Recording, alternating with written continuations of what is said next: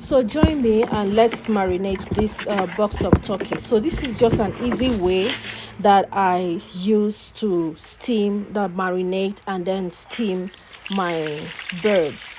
So whether I'm using chicken or I'm using turkey.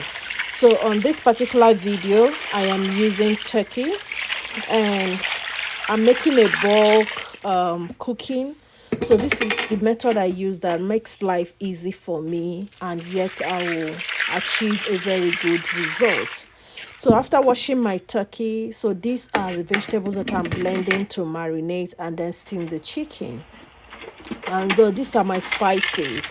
So I'm going to write these spices on the screen. So it's clove, bay leaf, rosemary, and coriander. So just make use of what you have. And then I went ahead to blend it wet, blend everything wet. And of course I added some seasonings, and I added salt, I added pepper.